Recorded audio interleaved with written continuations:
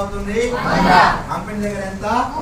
Customer దగ్గర company దగ్గర 30 రూపాయలకు తయారైన వస్తువు కస్టమర్ వచ్చే వరకు 100 రూపాయలు అవుతుందంటే మరి మధ్యలో 70 రూపాయలు ఎక్కడ పోతున్నాయంటే ఈ మధ్యలో 70 రూపాయలు మార్కెటింగ్ వాళ్ళకి అడ్వర్టైజ్మెంట్.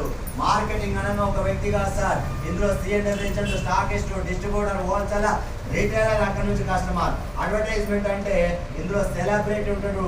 సెలబ్రిటీ ఎక్కడ అడ్వర్టైజ్ చేస్తారంటే టీవీలలో, రేడియోలలో, న్యూస్ పేపర్లో, సోషల్ మీడియాలలో.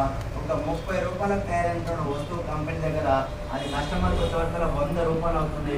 మరి మధ్యలో 70 రూపాయలు ఎక్కడ అవుతున్నాయంటే ఈ మధ్యలో ఉన్నటువంటి మార్కెటింగ్ వాళ్ళకి అడ్వర్టైజ్మెంట్ వాళ్ళకి పోతుంది. ఈ మార్కెటింగ్ అడ్వర్టైజ్మెంట్ వాళ్ళకి ప్రొడక్ట్ ఏమైనా వాడతారంటే వాడతారా? ఎవరు వాడరు సార్. మనతో వాడినిచ్చి ప్రమోట్ చేసి అడ్వర్టైజ్ చేసి 100 రూపాయలలో 70 రూపాయలు తింటా ఉన్నారు. ఎంత తింటుందా? 100 రూపాయల 70 రూపాయలు తిన్నట్టు నాకేం ప్రాబ్లం లేదు, అసలు నాకేం సమస్య లేదు. కానీ 100 రూపాయల 70 తిన్నట్టుగానే 100 కోట్ల 70 కోట్లు తింటా ఉన్నారు. ఇక్కడ నుంచే వచ్చిన సమస్య. ఆ వాటి 100 కోట్ల 70 కోట్లు తిన్నట్టుగానే 1000 కోట్ల 700 కోట్లు తింటున్నారు. 10,000 కోట్ల 7,000 కోట్లు తింటున్నారు. 1,00,000 కోట్ల 70,000 కోట్లు. 10 లక్షల కోట్ల 7 లక్షల కోట్లు. ఎంత? 7 లక్షల కోట్లు. నీకు కనిపించేది 30 రూపాయల సబ్బు 170 రూపాయలు కానీ కాన్సెప్ట్. ఇంకా చూడు 100,000 లక్షల కోట్లు ఉన్నాయి. ఇంకా ఇవి చూస్తలేరు ఎవరు కూడా. సబ్బు గురించి చెప్పాలంటారు చాలా మంది.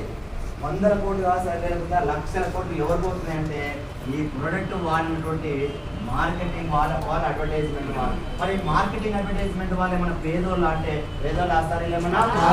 ధనవంతులు వేల కోట్లు ఉన్న వాళ్ళకే ఈ కోట్లను పోతున్నాయి.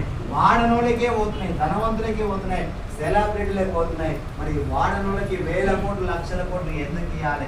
ఈ ధనవంతులకు ఎందుకు ఇవ్వాలి? ఈ సెలబ్రిటీలకు ఎందుకు ఇవ్వాలని ఆలోచన వచ్చిన వ్యక్తే ఎవరుగా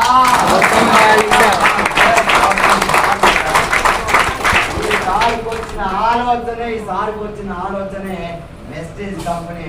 ఆ వెస్టేజ్ కంపెనీ ఏ దాని ప్రకారం స్థాపించిందంటే ఒక డైరెక్ట్ సెల్లింగ్ కాన్సెప్ట్ ప్రకారం. ఏ కాన్సెప్ట్ ప్రకారం? Direct selling concept. కొత్త కాన్సెప్ట్ కాస్తారు. 1920లోనే దాదాపు 100 సంవత్సరాల కాన్సెప్ట్ తీసుకొని ఆ కాన్సెప్ట్ ప్రకారం వెస్టేజ్ అనే కంపెనీ స్థాపించి బయట మార్కెట్లో ఏ వస్తువు అయితే 30 రూపాయలకు తయారవుతుందో అదే వస్తువుని వాళ్ళకంటే క్వాలిటీగా తయారు చేసి ఇలా క్వాలిటీగా తయారు చేసిన వస్తువుని డైరెక్ట్ గా కస్టమర్కి ఇవ్వడాన్ని డైరెక్ట్ సెల్లింగ్ అంటున్నాం.